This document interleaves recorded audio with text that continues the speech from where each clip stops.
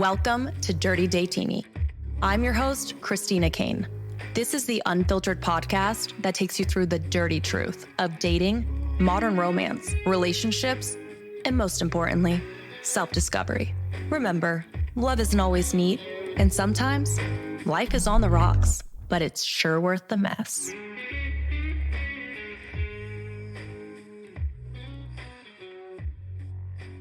Today, we are diving deep into something that I see quite often in relationships, but it's not only something that occurs in a relationship, it can also affect individuals with their family and with their friends. I've read books and articles on this topic, and I have witnessed it firsthand many of times. And that is the topic of, drum roll please, codependency. Yay! Now, what is codependency, you may ask?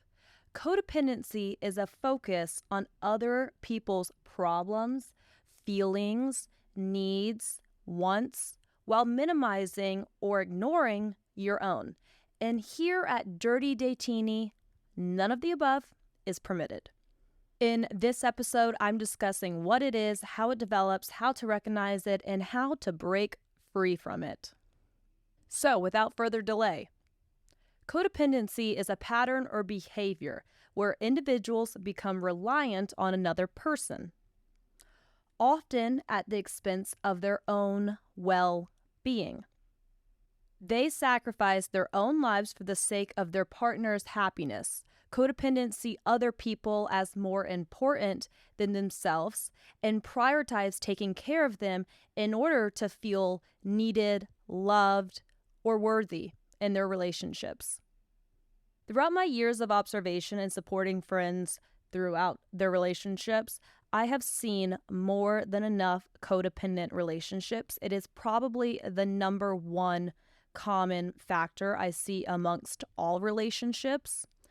I think a lot of relationships have codependency in common, and sometimes people don't even realize that they themselves are codependent or that they're in a codependent relationship. So I'm going to shine some light on the situation. So the light bulbs can go off in your head and you're like, maybe I am codependent, or maybe I am in a codependent relationship. I've had girlfriends in relationships where their partner was codependent towards them, and while they may have entered the relationship being super independent and quite good on their own, once they entered that relationship because their partner was codependent, it was only a matter of time until they fell into a cycle of codependency as well, by catering to their partner's needs, wants, demands, desires, and neglecting all of their own. I've seen men be very controlling of their partners, their time, their lifestyle choices, their social life, their behaviors, what they wear, how they walk, how they talk, simply because these men want their partners' lives to coexist around their own life and to spend time with them and not spend time with others. And if for whatever reason their partner is going to go do a social activity or go hang out with their friends or go do something on their own, that partner also wants to come along. So therefore, there is also a fine line between codependency and control. I've seen people enter relationships that were not okay with themselves and were already codependent individuals, and two people that are codependent coming together, entering a relationship, is a disaster. I really don't know what the foundation of that relationship is. I've been entangled in friendships that they are in codependent relationships, and being in a codependent relationship doesn't only affect your own relationship, but it also affects your relationships with other people, such as your family and your friends. Isn't that fun? So I've seen my fair share of codependent relationships, and codependency has several factors that can contribute to its formation. It is often rooted in adverse childhood experiences. That's where nurture and nature comes in handy. very much so in our lives. You may become codependent when you took on an inappropriate emotional responsibility or you were parentified, which you basically were placed in a parental role at a very young age in order to survive a traumatic upbringing. In a codependent relationship, opposing attachment styles are usually at play. One person usually has an anxious attachment style, while the other has more of an avoidant attachment style. Anxious attachment styles in adult romantic relationships embody characteristics such as having a lack of sense of self, needing approval, fears around abandonment, misinterpreting relationship issues, and overcompensating for the relationship entirely itself. Avoidant attachment styles, on the other hand, embody characteristics such as minimization of self-expression or your own emotions, lack of trust in other people, discomfort with true intimacy, and a pattern of dismissive behaviors. In codependent relationships, both partners do not necessarily have to have one attachment style or the other. The codependent nature of the relationship functions in such a way that both partners can exhibit anxious and avoidant attachment style traits. Codependent relationships are noticeably unbalanced. The codependent makes excuses for them, takes over their responsibilities, and makes sure they are taken care of. Codependents focus on trying to please, help, fix, and control other people and situations. We often can become so wrapped up in other people's problems, obsessed slightly at times, that we lose track of who we are, what we want, and how to be happy within a relationship and with ourselves, which is always the most important thing I speak on, being okay with being by yourself. Are you wondering by now if you're codependent? I'm going to be sharing signs to be on the lookout for that may imply you are codependent or in a codependent relationship. But for whatever reason, if you don't really feel like I hit the nail on the head with this, by all means, research signs of codependency and do a deep dive on the World Wide Web to figure out, are you codependent? But let's get on into it. You have low self-esteem.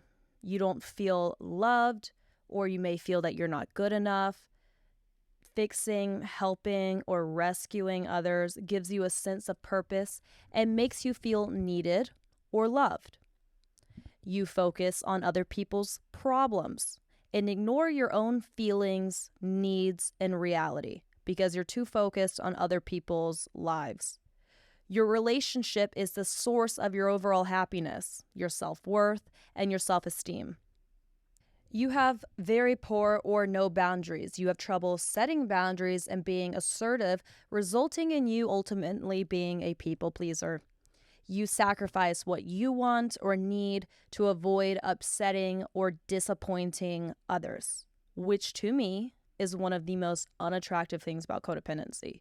We are all our own people. We have all of our own lives, and you should continue to do all the things that you once loved to do when you were single in a relationship. Just because you're in a relationship does not mean that this new person becomes your entire world. You may need permission to do activities from your partner that are on your own, or you may cancel plans for the sake of your partner. You may feel responsible for everyone and everything. Well, newsflash, you're not. You may enable, give unsolicited advice, nag, or be controlling. You're self-critical and possibly a perfectionist. I think one of the clearest signs is you don't have a strong sense of who you are, what you like and how you feel, or what matters to you. Everything that your partner enjoys, you enjoy. What your partner wants to do, you want to do. Who your partner's friends are, those are your friends too. So I think one of the biggest signs that you're codependent is not having a world of your own, and everything evolves and coexists around your partner and what they do and where they like to eat and who they like to hang out with. You're afraid of abandonment, criticism, and rejection, which can lead to, once again, people pleasing and a lack of boundaries and tolerating mistreatment. The way you were brought up and the encounters you experienced in your childhood home, which was supposed to be a safe space growing up, which obviously for many of us it wasn't, that shapes the person you are so much. In so many ways does that make you who you're going to be in the future. Now, that's not to say that what you encountered and experienced when you were little has to continue on into your adult life. There are, of course, things you can do to overcome being afraid of abandonment and the fear of rejection. And I certainly think it's very beneficial if you feel like you struggle with any of these factors to work on yourself before being in a relationship. Because, quite frankly, your problems are not other people's problems. We all have problems of our own. And therefore, bringing your issues that you have not resolved into a new relationship, it's just not fair. It's not fair. And I don't think it's setting yourself up for success. Another example that you may be codependent is you're probably extremely hardworking. You may be overly responsible, and you may give and give and give to the point of exhaustion. But when you give to the point of exhaustion, that then causes resentment inside of you. And you may have difficulty asking for and accepting help. You want to feel in control and have a hard time adjusting to things when they don't go according to the plan or to the plan that you want. Another indicator that you may be codependent or in a codependent relationship is you suppress or numb your feelings for the sake of others and end up absorbing and taking on the other person's feelings. A lot of people that are codependent have control issues, and they're either too controlling and want to control every person, emotion, and outcome, or they have no control at all. If you're codependent, you may feel a strong desire to keep yourself connected with the other person. And you may feel anxious and worried if you don't hear from your partner. You have a difficult time being without them for extended periods of time. And you need to see and hear from them constantly. And that can be you being too needy in a relationship, in addition to being codependent. A lot of people in codependent relationships try to change their partner because they have this view of what their partner is or who their partner should be. And you can't change anyone. You just simply can't. When you go into a relationship, and this may be going off topic for a little bit, you have to date that person for who they are at that current moment and want to be with them for who they are in that current moment. Of course, we all have room for improvement. We should always be improving ourselves, but you can't be in a relationship with someone for the potential they have or the potential they may have, because they may never reach that potential. So lastly, feeling as if you can't move on from one relationship until you have a replacement. When you're codependent, you need something, someone. You usually may stay in the wrong relationships for way too long simply because you have something, and having something gives you a sense of worth more so than not having something. So, these are the signs. They're not great. They're not great. But these signs can be subtle, and you may not even notice that you are codependent. To you, this could be what you believe to be a normal relationship. And perhaps that's all you've ever known, which is not necessarily your fault, but it's time to snap out of it. Look alive, champ. We're moving on to better things. Because such tendencies and behavioral traits affect your relationships, they affect your emotional well-being, and it affects your own personal growth. You were not put on this earth to live for someone else. Live for yourself. And remember, there is a difference between being a supportive, loving, kind, giving partner and being in a codependent relationship. And quite frankly, I don't think differentiating between those two signs are that difficult. I think it's pretty black and white. Some signs may be subtle that you're codependent, but when determining whether you're codependent or supportive in your relationship, I think the signs are very clear. So, with that being said, let's shine some light on codependency in love and life. Because codependency is a type of relationship where both individuals are so emotionally intertwined that they find it challenging to maintain their own independence. Their emotions, their well-being, and even their sense of self is heavily influenced by the other person. Typically, in a codependent relationship, you'll find one person who tends to be more passive struggles to make decisions on their own, while the other presumes a more dominant role, finding a sense of fulfillment in controlling the other person and dictating their way of life. They usually rely on others for their identity and sense of worth. The best way to become less codependent in your relationships is to make sure that you're doing what's best for you and gain a better and deeper understanding of how you became codependent, because there are many ways to become codependent. Understanding all of this will allow you to unpack and change how you view yourself in the context of your relationship. Because like I said in the previous episodes, your relationships with others will only ever be as good as your relationships to yourself.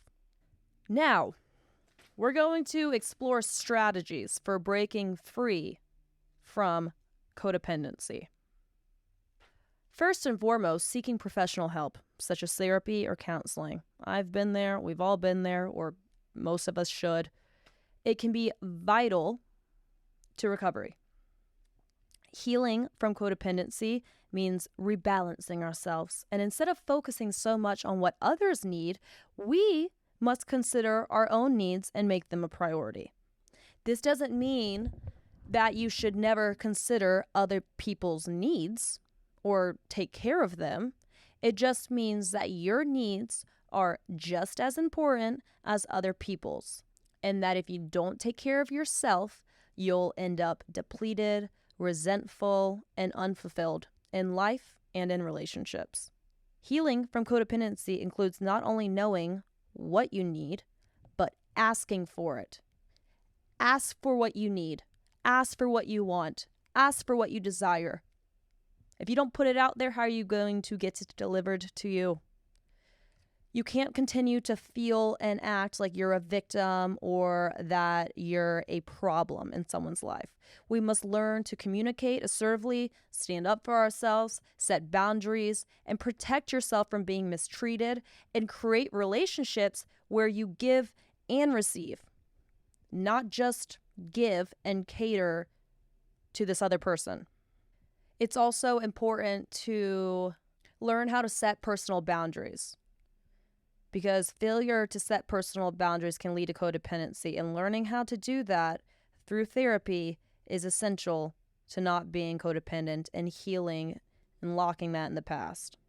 Research suggests that there's a link between codependency and low self-esteem. When you have a negative perception of your own self-worth, it can be difficult to set healthy boundaries and advocate for your own needs. But a lot of people didn't want to hear that today. Well, what do we do about it? You learn to value yourself and increase your confidence and allow yourself to become more self-reliant. When it comes to codependency, it's important to ask yourself what you need, what your wants are, what your desires are, because you can easily lose your sense of self when being in a codependent relationship. And it's important to be selfish at times. Find times so that you can honor your needs and your wants. This helps you become less emotionally and physically needy. It's important to learn how to take care of yourself before you help others do the same. Because if you can't even take care of yourself, why are you helping take care of others? So that means putting your needs first and making sure that your feelings are met and validated. It may be difficult to put yourself first, but this is a critical first step to not being codependent anymore in life and in relationships. Think about what you need to be in a healthy and happy life and relationship. Do you need time every day to yourself? Then take it. Would you prefer if your friends and family called or text before they stop by? Then ask them to. Do you feel like you're not respected or valued in certain relationships? If you feel that way, let those people know that. These are all steps that you can take to no longer be a codependent type or in a codependent relationship. Couples therapy is also another great solution, because sometimes the relationship can be helped or even saved by couples therapy to reduce codependency. If you are considering couples therapy and your partner is not willing to go to couples therapy, I would consider the relationship altogether in question. And couples therapy should probably be something that are addressed in the early stages of dating to understand each other's viewpoints on couples therapy if and when you were ever to reach that point in a relationship. Because a lot of people will not go to therapy on their own, and they're definitely not going to couples therapy because a lot of people just simply don't believe in it. So I think that's something that you should definitely have an understanding of one another's viewpoints on couples therapy when entering a relationship. Because if you're going to go to couples therapy and the other person doesn't want to go, then where's the improvement for your relationship? Let's say they're not going to go to couples therapy, but you want to go to therapy. So you're going to go to therapy on your own. If your relationship is not aligned and you go to couples therapy and you improve yourself and you get better and you work on yourself, you're continuing to grow and they're staying the same. So your relationship is probably going to grow apart. If there were issues before going to couples therapy, now there's probably going to be more issues because you're going to become more self-aware, you're going to become more insightful, and if your partner is not on the journey with you to that, you're just going to grow apart. And honestly, that's okay. I believe you grow apart or you either grow together in life, and there's no right or wrong in that. Another small but crucial step to overcoming codependency is to reconnect with loved ones. Go see those friends that you haven't seen in a long time because you've been so sucked up in this codependent relationship. Go spend time with your family. Go on a walk with your dog. Go paint pottery alone. Whatever you enjoyed doing before you entered the relationship, go and do those things. And don't cut out the people in your life that really truly care about you. Because while you may be in this relationship, it's just as important to nourish those friendships and relationships outside of your partner. Because let's say it doesn't work out. Well, then who are you going to have? Boundaries are super important. Boundaries are a way to express how you want to be treated. And not only is setting boundaries an important part to learning how to not be codependent, but boundaries help you reduce the amount of stress and anxiety in your life. So set boundaries and set clear boundaries and follow through with them. If you've set a boundary in life, in your friendships and your relationships, and people are trying to have you break those boundaries, stay firm in your decision. Because I believe if one is easily manipulated and doesn't stand firm in their boundaries and they break a boundary one time, then the opposite person that influenced you to break that boundary, whether it be a friend, a family member, a relationship, they now know that with a matter of tactic, they can get you to break that boundary. And then they just don't respect your boundaries. So I think it's really important. It is really important to stick to your boundaries. Apart from all that, healing from codependency also includes getting to know yourself. Often codependents spend so much time thinking about how to take care of other people, trying to take care of other people, trying to appease to others. They lose touch with themselves. So you need to intentionally explore who you are, what you like, what's important to us, what your goals are, and so forth.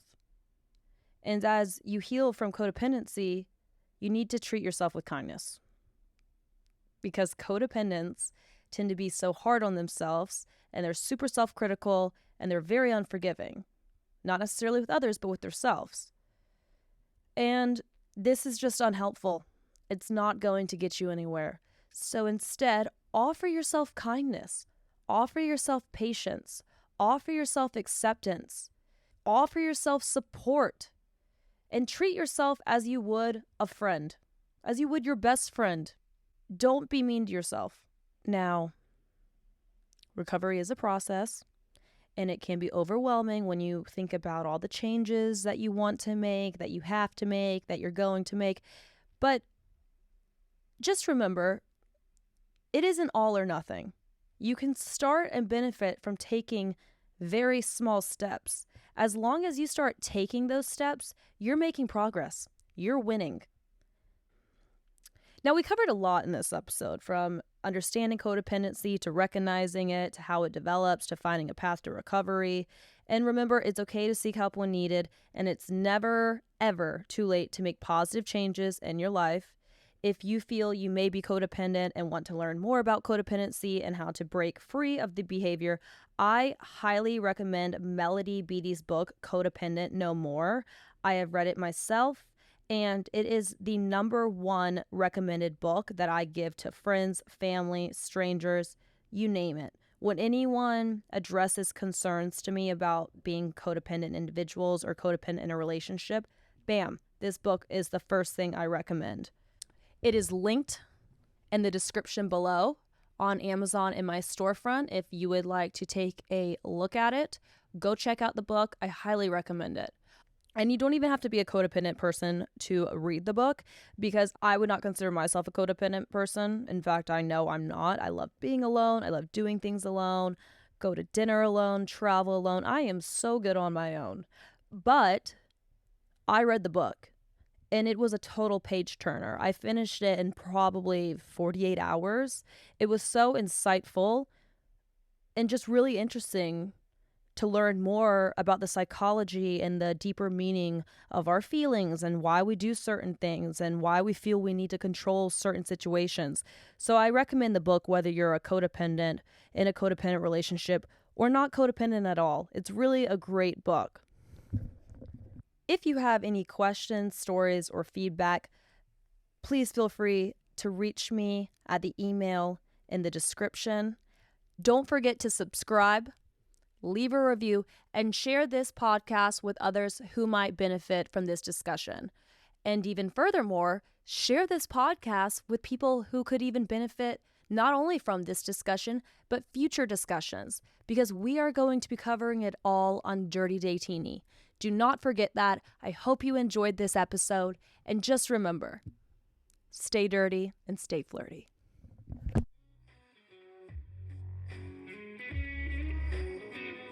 Before we get back to reality, if you're hearing this message, you've listened to the entire episode. And for that, you're iconic. But before we part ways, I hope you enjoyed this episode. And if you did, don't be shy and leave a review. Thirsty for more? Follow Dirty Datini on Instagram and TikTok at Dirty Datini. Oh, and just remember, we're on this journey together. Until next time, stay dirty and stay flirty.